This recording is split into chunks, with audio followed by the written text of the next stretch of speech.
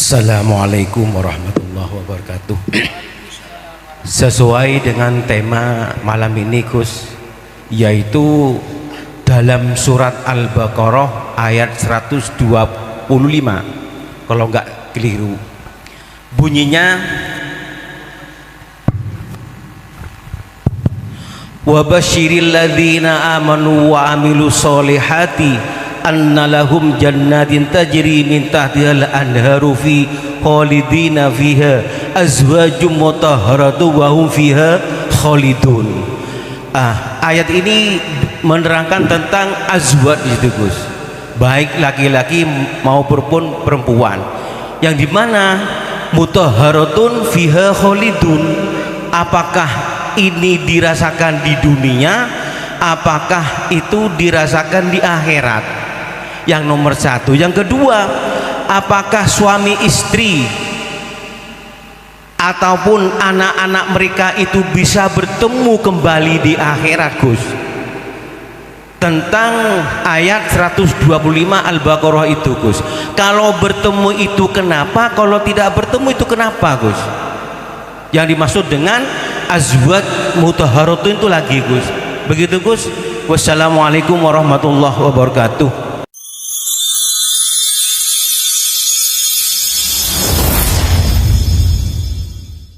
Man arofa nafsahu faqad arofa robbahu. Barang siapa yang mengenal dirinya, maka akan mengenal Tuhannya.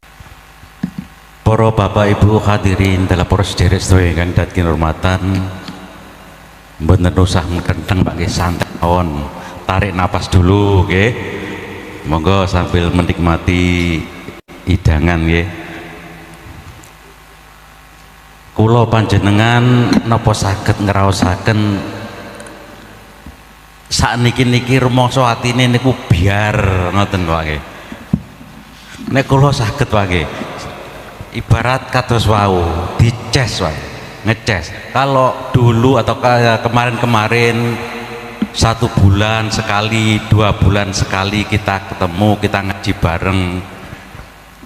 Kini kemarin itu tanggal 20 di Jatiroto, 10 hari jatuh sekarang ini sudah ketemu lagi. Hati itu merasa biar padang malih Pak nggih.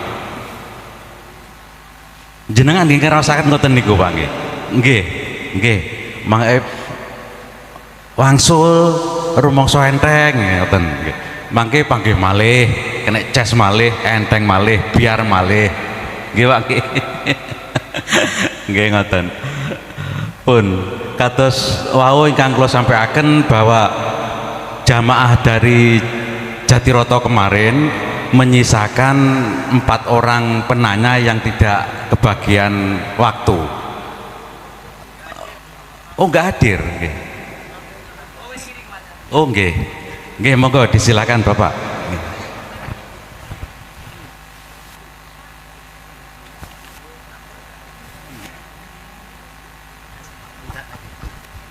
Assalamualaikum warahmatullahi wabarakatuh.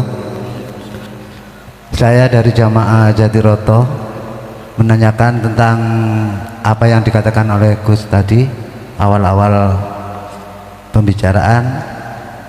Saya cuma satu aja pertanyaan, bagaimana seorang muslim mempunyai garwo yang double yang tadi itu disampaikan, sedangkan seorang muslim apabila beristri 2 harus berlaku adil, sedangkan keadilan hanya milik Allah Subhanahu wa ta'ala.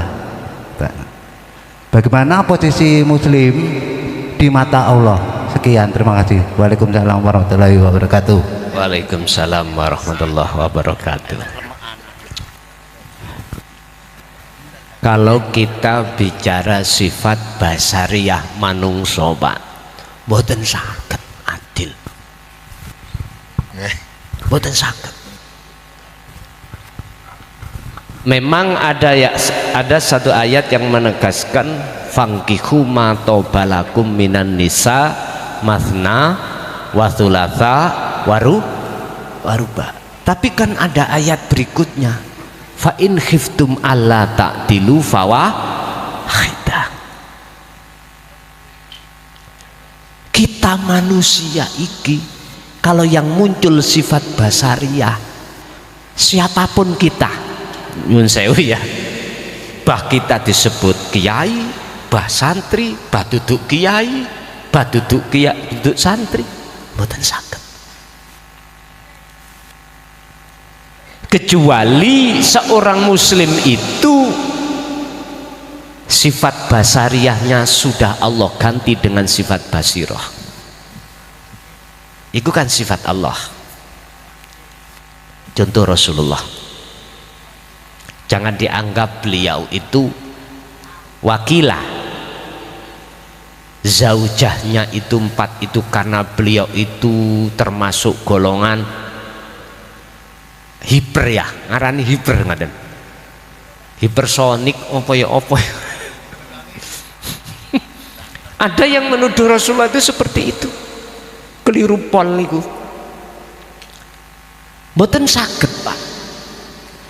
Walaupun saya, jikalau muncul sifat basariyah dalam diri kita itu, pasti kita nggak bisa ngadil. Mboten saged. Kecuali sifat basariyah itu sudah Allah ganti dengan sifat basirah. Makanya sifat adil itu hanya milik Allah. Bapak Ibu hadirin rahimakumullah. Makanya belum Allah sudah mengatakan fa in khiftum alla ta'dilu kita cukup 1. Saiki kalau kita bicara ngadil iku apa ya ngene. Mbok nom sak wulane 10, anake 3. Mbok wek anake 5, padha 10-e. Apa ya gitu adil? Beda. Kebutuhan di rumah tangga antara mbok wek dengan mbok nom iku mboten sama. Mboten sama. Nah, terus bagaimana caranya? Ngeten. Kula mboten muruki lho Bu nggih. Mboten muruki. Cuman berhubung ini ada pertanyaan, harus saya jawab.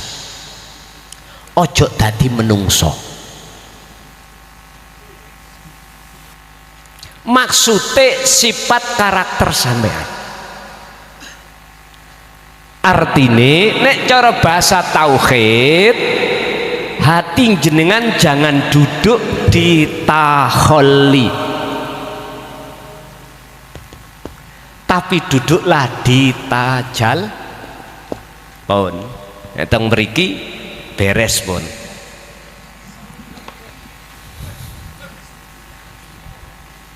Sehingga jenengan semakin banyak istri semakin baik.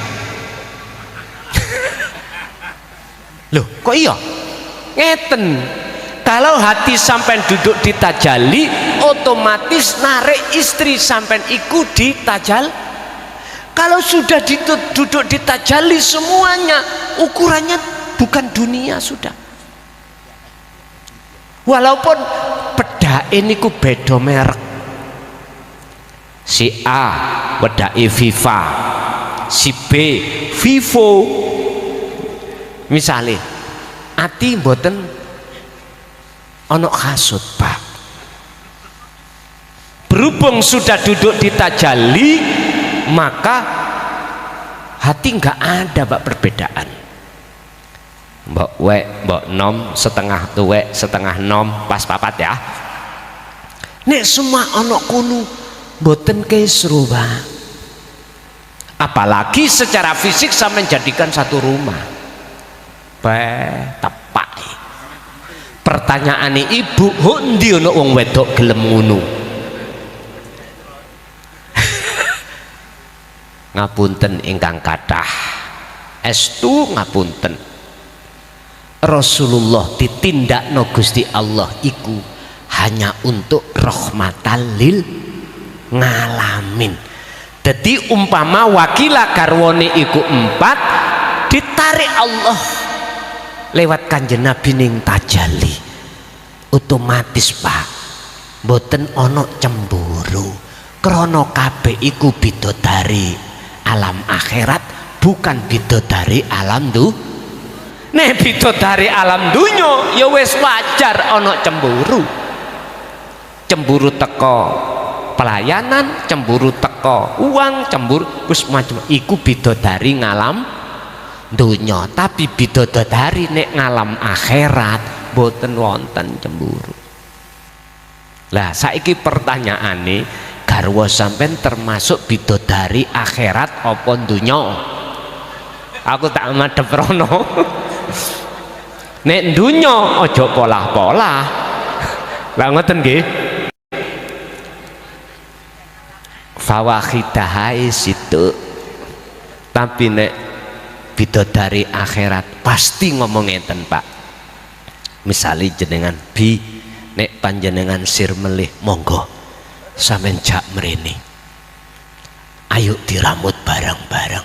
Tak dadakno dulur. Lah ngoten Bu nggih? Lho, terus jawabane dhewe ya sampean ya. Lho, ngoten lho. Niku bidodari akhirat iku ngoten. Sehingga mengapa keterangan nanggone hukum syariat sok kuwi he wong lanang disediani Allah bidodari enggak situk tok, ndak. Tapi yo gak ono sing cemburu. Esuk digawe awan perawan maneh. Sore digawe bengi perawan maneh. Bahasaku cara akal gak beset ta sampe. Boten enten ngoten. Guyon nggih, guyon. Iku artine sifat siapapun basariah ini kok sudah dikekes Allah, diganti Allah sifatnya Allah basirah, maka nggak ada kata cemburu. Lah bagaimana cara muslim bisanya seperti itu? Ya niru Kanjeng Nabi. Apa?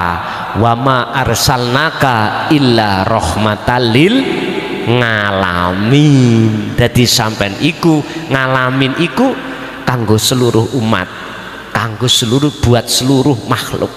Termasuk nek umpama saya individu garwa sampean iku tuntuno nanggone Allah. Genahno ben isok tajali. Nek wis tajali, wis percaya nang aku. Mesti ngomong apa sing diomong dening para garwani Kanjeng Nabi. Abi boten pengin maneh. Nek nggih jenengan apa aku sing milihno. Lah biasa ngoten. Lho estu Bu. Biasane Pak, nek sing milihno iku garwa sampean digolekno umur-umur swida. Boten mungkin. Wis tah ngandelo kula. Sing penting jenengan tajalio dulu, baru nanti tariklah istri untuk bertajali. Itulah akan menjadi seorang muslim yang kafah, Islamnya sempurna. Udkhulu fisilmi kafah wala tattabi'u khutuwatis syaiton innahu lakum aduwwum mubin. Sehingga jenengan tidak akan mengikuti sifat basariah karena keislaman sampean sudah sempurna. Nggih, lanjut.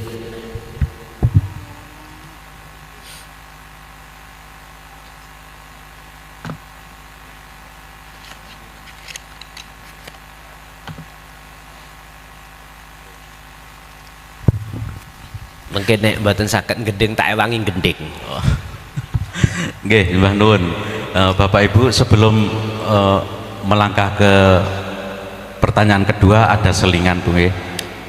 Mungkin dari panjenengan yang menghendaki kitab jilid 1, 2, 3 bisa berhubungan dengan kami atau teman-teman YouTuber yang ada di sini nggih. Atau mungkin jaket, terus pakaian Jawa, semua berlogo Jaya Baru niku nggih, matur nuwun. Kemudian ini ada pertanyaan lagi dari monggo. Assalamualaikum warahmatullahi wabarakatuh. Gus, badene tanglet lho Gus. Anu Gus, kula kan sering mireng niku enten makalah ngeten. Nggih, enten hubungane kali pernikahan niki, Gus. Wong wedok iku sakjane iku ya neraka katut, swarga nunut. Ngoten, Gus. Kados niku kan tiang wedok niku kadose glundung ngoten mawon lho Gus. Kan sakno sakjane Gus. Ya napa niku maksude Gus? Sampun sembah nuwun. Neraka katut, swarga nunut. Ini ada kaitannya dalam satu ayat, ar-rijalu qawwamuna 'alan nisa. Ar-rijal itu maksudnya adalah suami, ya, suami. Tergantung suaminya itu ngarahkan terhadap istrinya kemana, ke dunia kah atau ke akhirat. Diajak untuk bersenang-senang dengan mata dunya ataukah mata ul akhirah. Sebetulnya ada di situ. Sedangkan kebanyakan kita sebagai seorang suami loh ya, kebanyakan mengarahkan istri kita bahas bagaimana dunianya kita sukses. Kadang-kadang lho Pak, wonten sing sampak ngingu tuyul. Loh, saya wani ngomong ngeten karena saya tahu. Saya tahu sendiri perilakunya itu nggak mau sorot tapi pingin cepet sugih. Iku bukan cerita legenda, cerita apa jenis? Hoak niku. Coba jenengan sing tahu yang pernah dulinan di dalam dunia kasaf pasti akan tahu. Oh gitu toh. Ada seseorang keluarga itu moh sorok tapi ingin cepet sugih. Ada Pak, memang di dalam kitab Mambaul Hikmah, coba dilihat yang namanya uang kembali. Uang kembali itu misalnya uang saya 100 tak tukokno bensin, engko iki balik mana duitnya? Kan badi toh kula, badi 100 tak tukokno maneh, balik maneh, tinggal berapa kali aku beli. Ada kitab Mambaul Hikmah. Ono Pak, kitab iku. Kula moh kak ngaji kitab Mambaul Hikmah. Napa kebanyakan iku ngilmu-ngilmu karomah. Cukup saya membahas tentang tauhid aja. Bukan berarti saya melarang, boten lho ya. Niku hak panjenengan. Ada memang seperti itu. Sehingga di situ ada istilah wifik atau istilah wirid wonten teng mriku. Jadi dua iku balik tahu terus. Sedino satu hari kalau kita itu beli 10 kali berarti kita banyak uang 1 juta. Apa maneh sing diwefik iku mau nggih nyun 1000 ngoten langsung digawe tuku 10 balik mana.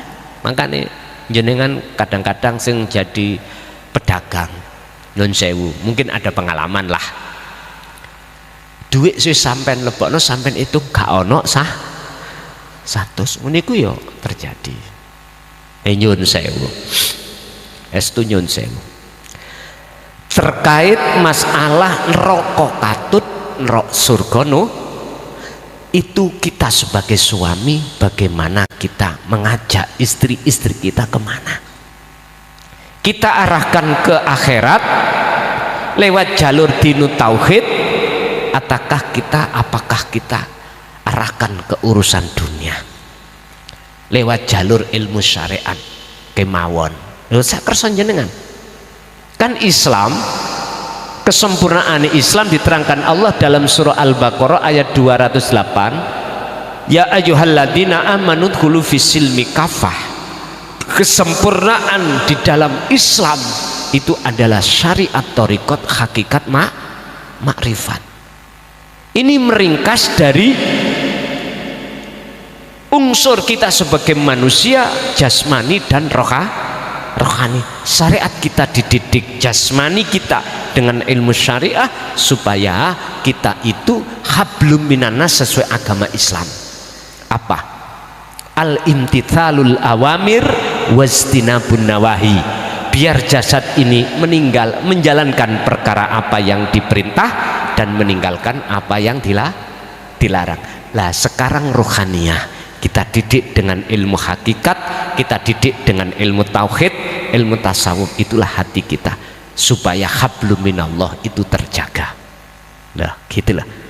Jadi istilah bahasa neraka katut iku apabila kita sebagai seorang suami memang tidak mengajarkan kita untuk ke akhirat. Jenengan sebagai ibu kok nganut, ya nganut. Surga katut nyun sewu iku maksude kita sebagai suami kalau mendidik terhadap istri ke alam akhirat, mohon maaf iki bahasa katut minimal jenengan amanu. Itu di dalam surah Az-Zumar ayat 18. Alladzina yastami'unal qaulah. Apabila seorang istri sudah mendengarkan ajakan seorang suami untuk ke alam akhirat ruhaniyahnya ini, terus dia beriman, terus ketika fayat tabiuna aksanahu terus meninggal, jenengan meninggal, ya iki istilah swarga nunut. Swarga nunut karena sudah ada iman. Cuman saja fayat tabiuna aksanahu belum terlaksana. Apalagi sudah terlaksana, ibarat cara wong wuta dituntun wong gak wuta, nyampe mboten? Nyampe. Syarate sing dituntun iku nganut.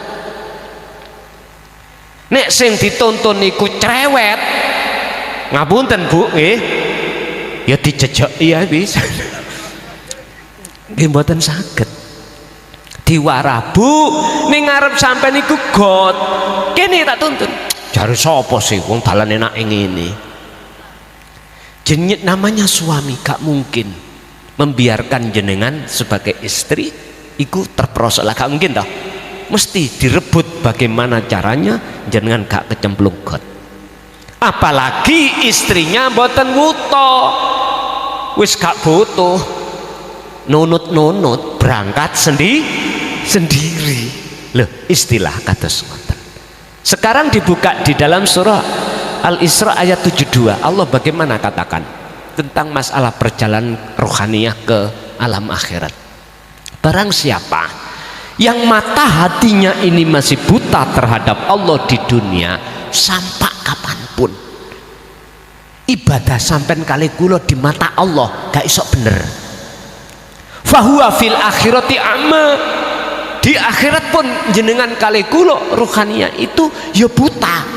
Wa adallu, dan tersesat apa nih sabilan jalannya. Ya wes, udah. Inilah pernyataan Allah di dalam surah Al-Isra ayat 72. Ini Quran bukan hadis, bukan ijma' qiyas. Quran kita jadikan sebagai umat Islam hukum yang tertinggi. Nek Quran sik ra percaya, ya mbuh aku gak ngerti. Quran sudah tidak percaya, apalagi hadis, apalagi ijma' qiyas, hasil dari ijtihadul para alim ulama. Qur'ane gak dipercayai, apalagi ijma' qiyas. Ya sembuh, aku gak iso ngomong. Jari istri nih ngene, aku biyen mondok gak tahu ro ngaji koyok ngono Pak, ngono misalnya ya. Jenengan sebagai seorang suami memang gak iso maca Quran, gak iso maca kitab, tapi nah perjalanan rohaninya datang Allah nek sampean diwalik bahasa seperti itu daripada rame menengoai, daripada rame wis menengoai. Ditenono lah, mungkin nek wis detik-detik ajal baru sadar, ayat ini sudah kami sampaikan kemarin itu. Orang yang pada saat di dunia mata hatinya itu ditakdirno Allah wuto ya, sehingga dinut tauhid itu tidak dipercaya, kesadarannya nanti ketika saat idza ja'at humus sa'atu baghdatan, ketika masa yang ngagetkan itu datang, berarti masa sakaratul baru Pak sadar, karena sudah mulai meninggalkan alam dunia baru sadar. Kesadaran yang seperti ini bagaimana mereka mengatakan, ya hasratana, sungguh sengsara aku, getun aku. Lho wis, getun iku mesti ana mburi, gak mungkin ada di depan. Mula sangka iku iki Quran sudah memberikan petunjuk, jangan sampai kita masuk golongan yang seperti ini. Bagaimana caranya? Ya senajano garwa sampean suami jenengan gak ngerti sok maca Quran gak blas, apalagi maca kitab, tapi atine kok iso erut dalan nuju nang Gusti Allah, pun ikutono Bu, ikutono, empun menteng kelek gara-gara dalil sing sampean kali kula belum tentu ngerti apa maksudnya dalil. Jadi Pak Bu, itulah maksudnya neraka katut, swarga nunut. Tapi ibu tolong ojo jaga nunut ya, ibu berangkat dhewe wae. Lah ngoten lho, ngoten enak to melaku bareng podo meleke lho, cepet ndugi mekaten.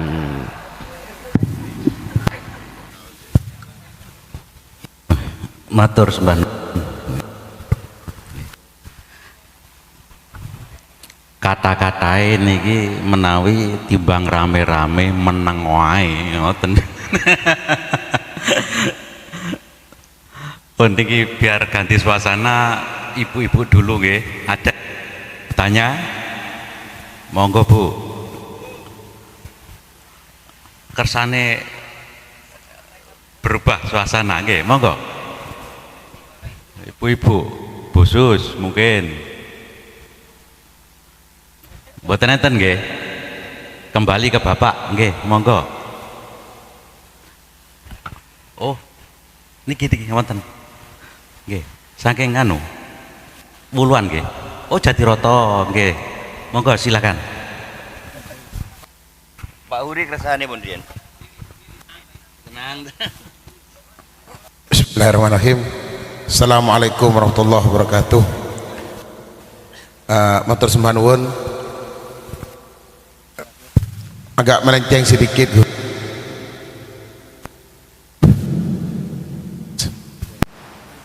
Tes. Oh. Ada teman tanya ke saya, Gus. Kemudian saya juga tidak berani jawab terlalu terang. Teman saya ini punya istri, kemudian tentu punya mertua. Saudara kandung mertuanya itu 5. Yang jadi mertua itu saudara pertama, anak pertama, sehingga dengan hubungannya yang 5 itu jauh umurnya. Pertanyaannya adalah, kita sudah paham bahwa kalau si mantu dengan mertua ini kan tidak batal wudhu, Gus. Tapi dengan saudara kandung mertua yang berikutnya 2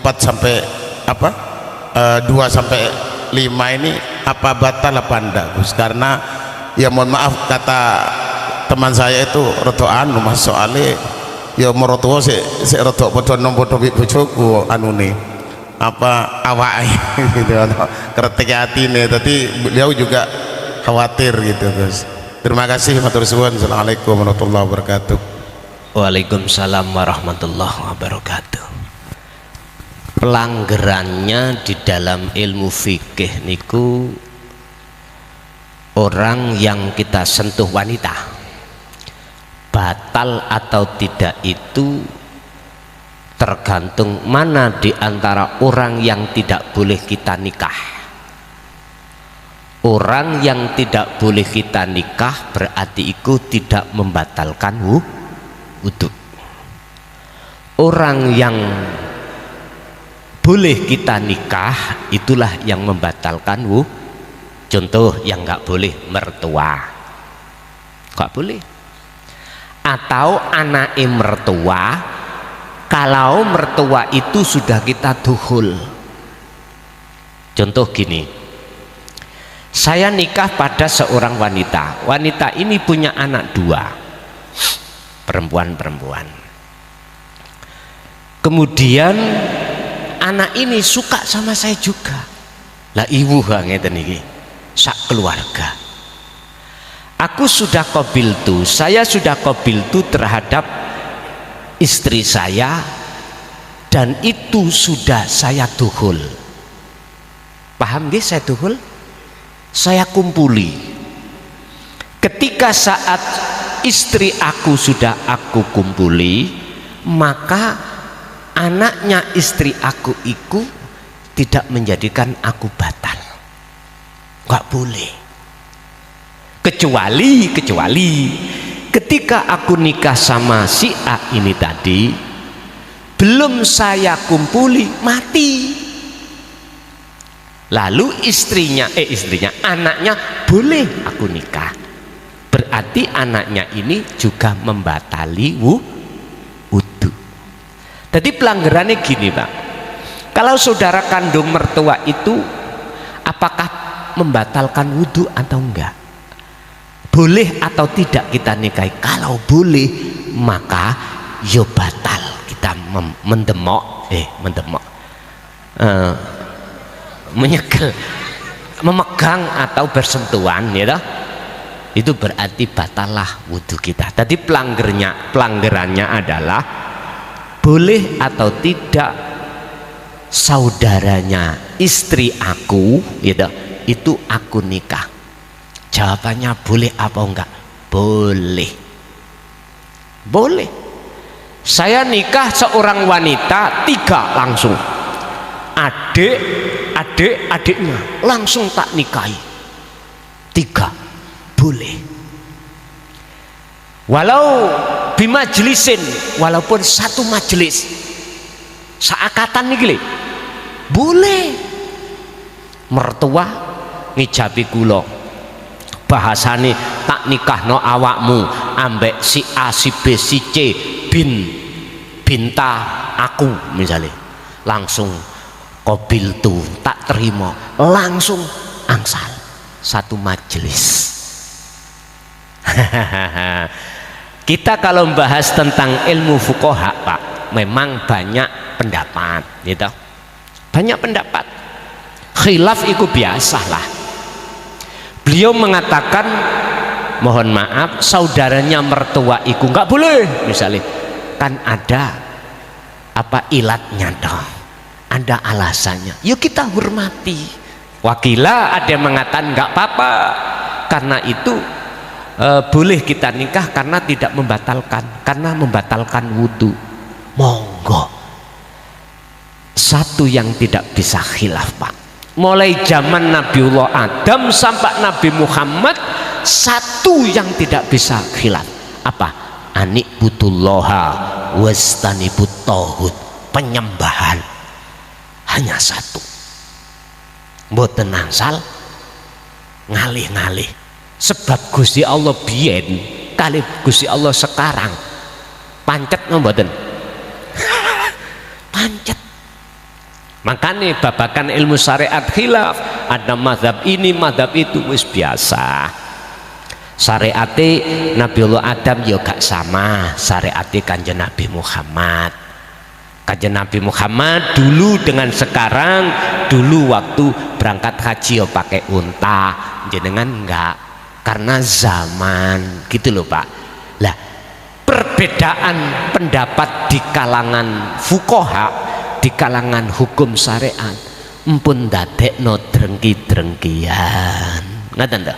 Sakniki ya nyun sewu, aku boleh sedikit ngomong di PBNU. Karena banyak pendapat di situ. Rodok kesro gitu. PBNU. Lah saiki pimpinane ngono, apa maneh kita yang dipimpin? Biasa Pak, artinya khilaful pendapat itu biasa, cuman bagaimana caranya hati tidak muncul drengki itu bagaimana sehingga tidak saling menjatuhkan. Cuman satu jawabannya, kalau jenengan hati selalu ingat Allah, nggak mungkin akan drengki, nggak mungkin jenengan akan menang sendiri, nggak mungkin jenengan ingin kokoh sendiri, lainnya tidak, nggak mungkin. Itu kalau hati betul-betul sudah dekat datang Gusti Allah. Oke, ngoten. Ada lagi?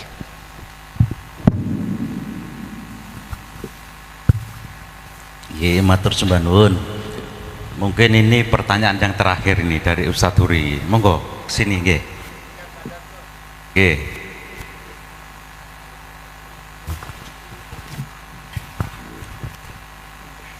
Assalamualaikum warahmatullahi wabarakatuh. Sesuai dengan tema malam ini Gus, yaitu dalam surat Al-Baqarah ayat 125, kalau enggak keliru bunyinya, wa basyiril ladzina amanu wa amilus solihati anna lahum jannatin tajri min tahtihal anharu fi khalidina fiha azwajum mutahharatun wa hum fiha khalidun. Ayat ini menerangkan tentang azwaj itu Gus, baik laki-laki maupun perempuan, yang dimana mutahharatun fiha khalidun. Apakah ini dirasakan di dunia, apakah itu dirasakan di akhirat?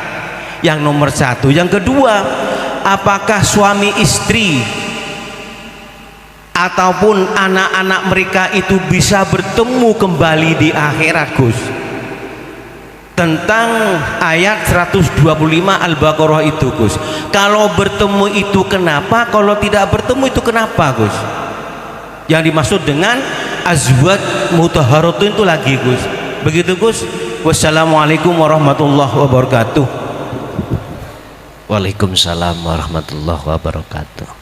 Coba di cross check lagi suratnya tadi.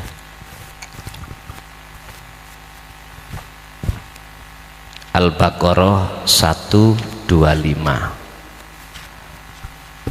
Kalau yang kami temukan Al-Baqarah 125, wa id ja'alnal baita mathabatan linnas wa amna. Coba itu tadi, mungkin Al-Baqarah sebelumnya, mungkin coba tolong dibantu.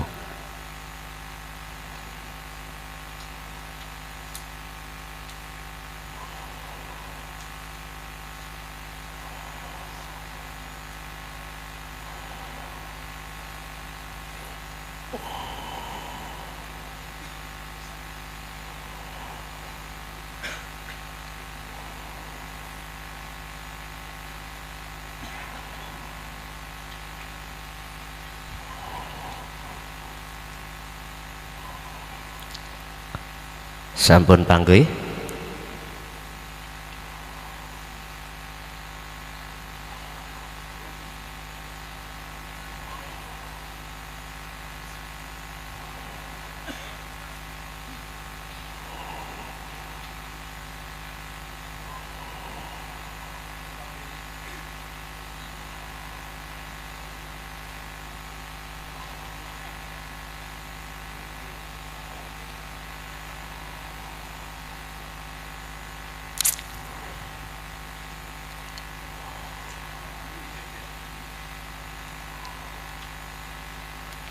Sebab kalau 125 menceritakan tentang makom Ibrahim,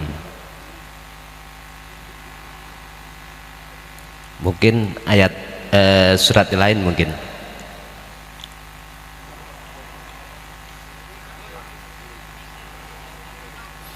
Sing jelas ngeten, Basyiron. Belum ketemu kami.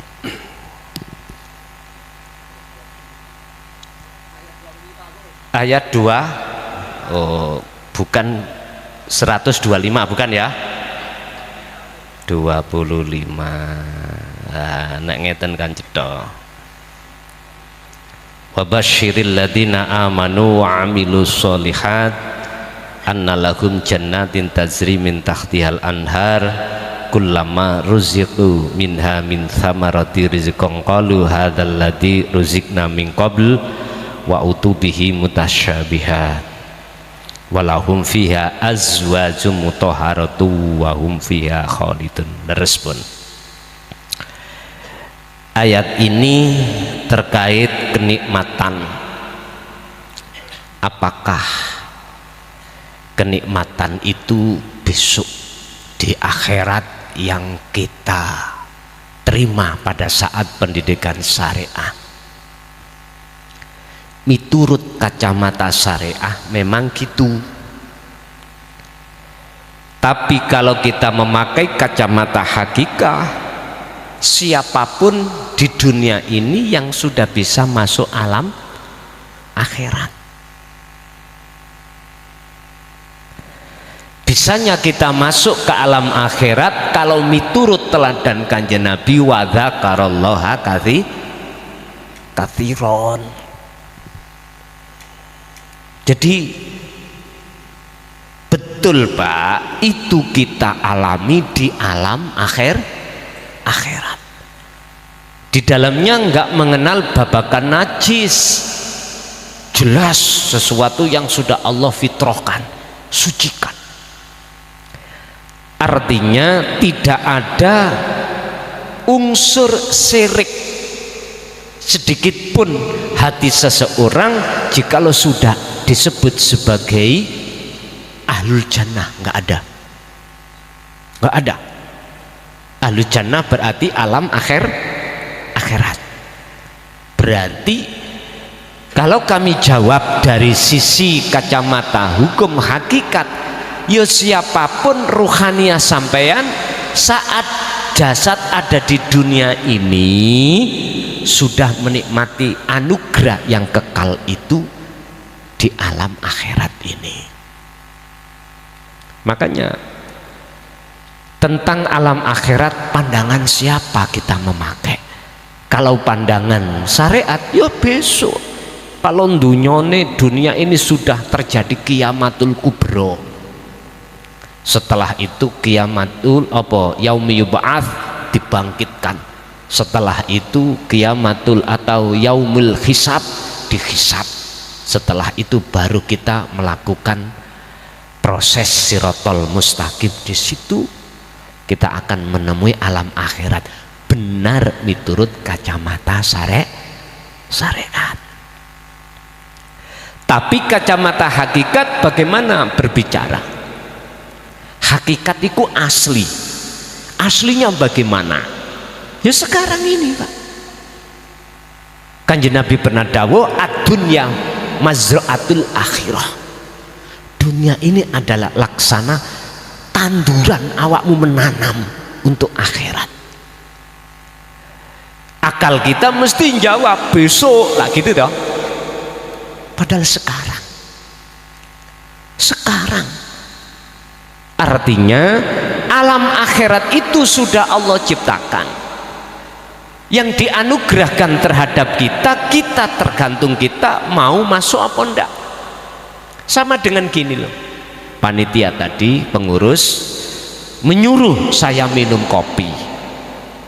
Kalimat menyuruh, wabtagi, raihlah, dapatkanlah, carilah, itu kan perintah.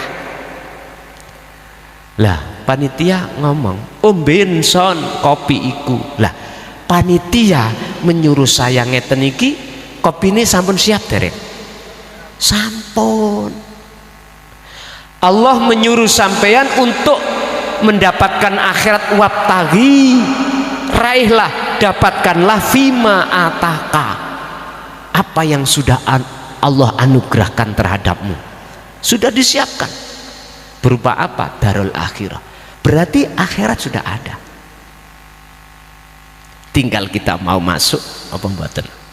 Makanya tadi saya tanya, Kanjeng Nabi bertemu Allah di di Sidratul Muntaha, bahasa syariati surat Al-Isra, subhanalladzi asra bi 'abdihi lailan lan sak piturute.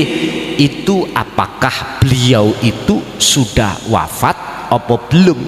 Nek miturut ayat ini Kanjeng Nabi belum sedo. Secara jasmania beliau belum sedo. Makanya diturunkan ayat niki sebagai teladan Kanjeng Nabi. Limangkana yarjullaha, bagi orang yang hatinya itu ada keinginan Allah pada Allah. Ini termasuk teladan beliau. Liman itu adalah kembali kepada Rasul, lah berhubung ini teladan jenengan kali kula niki wajib menurut kula ya, miturut ayat ini wajib mempunyai keinginan untuk mendekat dan bertemu Allah. Wal yaumal akhirah, di situ kuncinya wa dzakarallaha katsiran, dengan berzikir. Sehingga dalam ayat lain tadi yang kita bahas, ketenangan jiwa hati itu disebabkan bidzikrillah, karena hati ingat pada Allah. Ala bidzikrillahi tatmainnul qulub. Berikutnya ayat ini menyatakan, menegaskan sesungguhnya hanya berzikirlah menjadikan hatimu damai. Maksudnya damai itu bertemu Allah. Jadi ini Pak ya, saya jawab secara hakikat sekarang Pak, bagi hati jenengan yang sudah dikehendaki Allah untuk bisa masuk alam akhir, syarat yaiku mau ora ono syirik belas titik omboten, wala yusrik bi ibadati rabbih ahada. Kau akan bisa bertemu kepada Allah di saat kau sholat, ketika sholat itu kau sudah meniadakan dalam hatimu masih wallah perkara selain Allah termasuk dirimu. Mekaten matur suwun. Cukup.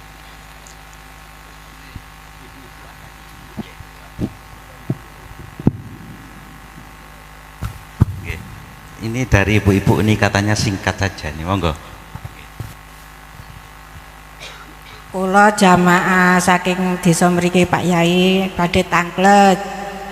Napa tiyang nek seda pas mbot ngadepi maut niku ketawise kok penak, mboten sakit niku. Ngadep napa? Ngadepi maut, ajal. Oh, menjelang ajal. Nggih. Kok mboten sakit, moro-moro seda. Napa niku nurut tauhid niku jaminan masuk surga. Terus yang kedua ada yang meninggal hari Jumat, itu katanya bagus. Apa betul menurut tauhid? Kita aja, terima kasih.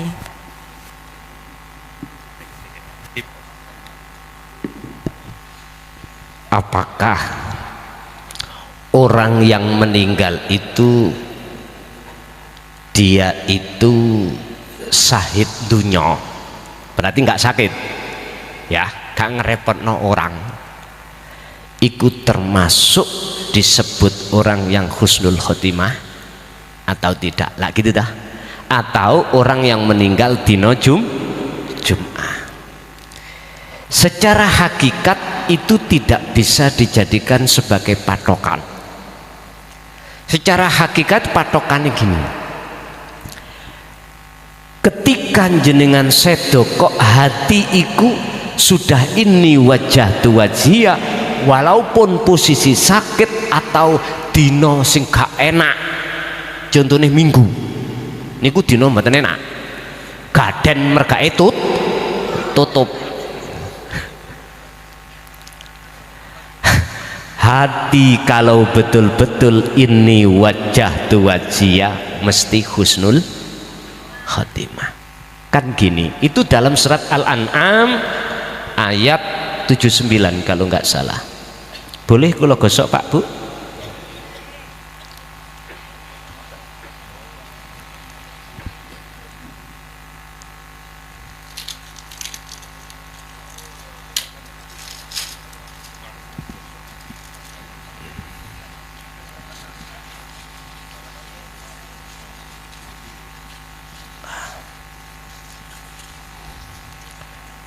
Wong tua niku kudu wani soro.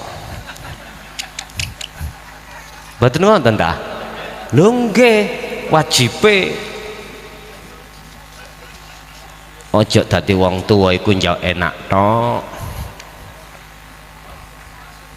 Mboten angsal.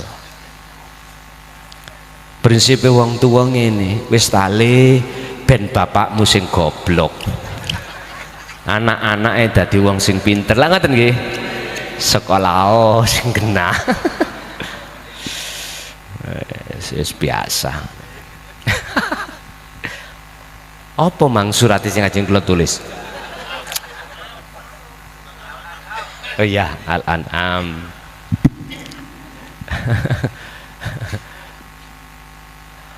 An'am 79.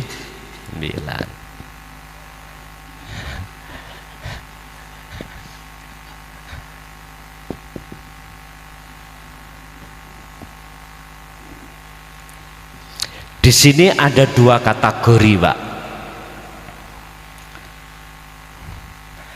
Ada yang golongan ini wajah tuh menuju wajiyah.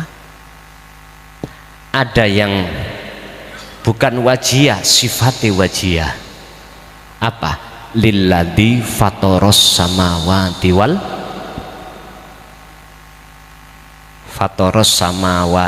ardo. Ma fis samawati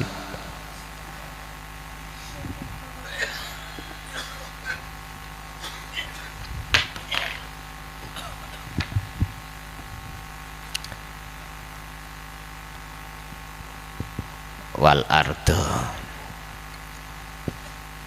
Dua hal ini hati manusia. Ada yang sudah wajah ruh ini menghadap wajah Allah. Pundi Pak wajah Allah? Urip. Pundi urip iku?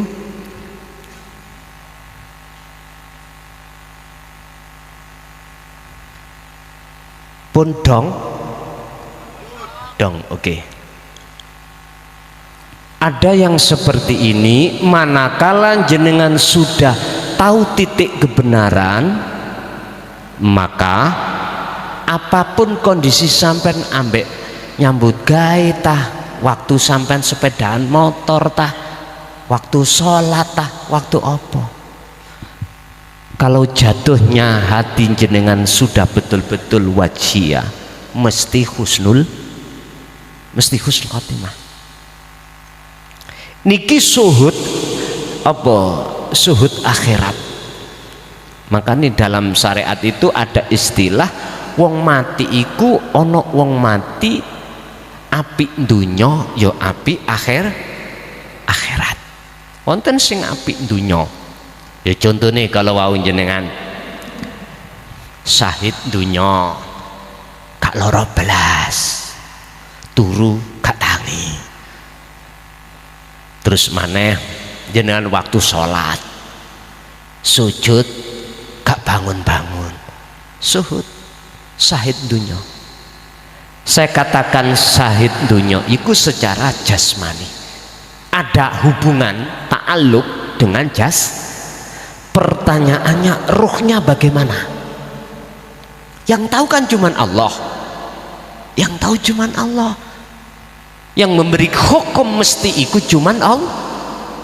Makanya ketika saat Quran berbicara ini sak temene ingsun iku wajah tu ngadep sopo ingsun, maksudnya bukan jasad iki sing madep. Cara syariat ya iki hakikate ruhaniyah. Kepada siapa? Wajiyah, wajah Allah. Lah sebelum ayat 79 tolong dibuka 78. Ini menceritakan kisah beliau Nabiullah Ibrahim. Ayat 78 di situ dikatakan Nabi Ibrahim saat itu masih menerka bulan, bintang, matahari. Ikut Tuhan. Artinya apa Pak? Waktu jenengan kali kula salat kok isine samawati wal ard, iku kisah sejarah seperti Nabiullah Ibrahim masih mengatakan pada saat itu bahwasanya bulan, bintang, matahari itu tuh Tuhan, isinya langit bumi. Mengapa kita seperti ini? Karena kita belum bisa menerima ajaran yang mendorong hati jenengan untuk menghadap wajah. Sehingga kalau boleh saya katakan, siapapun kita, ketika kita itu ibadah, terutama sholat, kok hati itu menghadap dua hal ini, ikilah makhluk toh Pak ya, makhluk. Maka bagaimana ayatnya? Di situ wa ma ana minal musyrikin, manafinya nggak ada, wa ana minal musyrikin. Boleh jadinya gini, musyrikin, dan saya masih termasuk golongan orang yang menyekutukan Allah. Hakikate hatinya kita. Tapi kalau wajah ruh sampean imanul haq niki lho, wajah roh sampean ini sesuai dengan apa yang dimaksud wajah di sini, wis mboten menghadap ini, maka akhirnya berlakulah wama ana minal musyrikin, dan saya tidak termasuk golongan yang menyekutukan Allah. Bulan bintang kini memang sudah hilang wis, Nabi Ibrahim. Proses kita memang gitu Pak, sholat mesti hati kita menghadap ini. Lah bagaimana caranya kita bisa ini wajatu wajiyah? Lah ada 3 syarat. 1, 2, 3. Ilmu, ngamal, istiqomah. Ilmu mana yang caranya mengesahkan Allah, amal kudu dijalankan di tengah sholat atau di tengah perilaku-perilaku dohiriyah. Bagaimana caranya menjadi sesembah menyang Allah, sebab Allah wa ma khalaqtul jinna wal insa illa liya, hanya disuruh menyembah. Sholat bagaimana jadi menyembah, kerja bagaimana jadi menyembah, ada di sini. Istiqomah terus menerus. Jadi Bu, miturut bahasa ilmu tauhid, gerakan fisik jenengan kali kula belum bisa 100% dijadikan patokan husnul khotimah atau tidak. Yang tahu husnul khotimah secara ruhaniyah hanya Allah saja. Lah tengering ilmu niki wau. Kalau betul-betul hati betul-betul sudah menghadap terhadap Allah yang sebenarnya, maka mesti husnul khotimah. Mekaten Bu.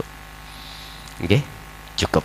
Monggo Bapak Ibu kita tutup kelawan doa. Mudah-mudahan semua apa yang malam hari ini Allah berikan ilmu untuk menjadikan ibadah betul-betul menghadap pada Allah dengan manfaat dan barokah terhadap kita dan anak putu kita ila yaumiddin. Lahumul Fatihah.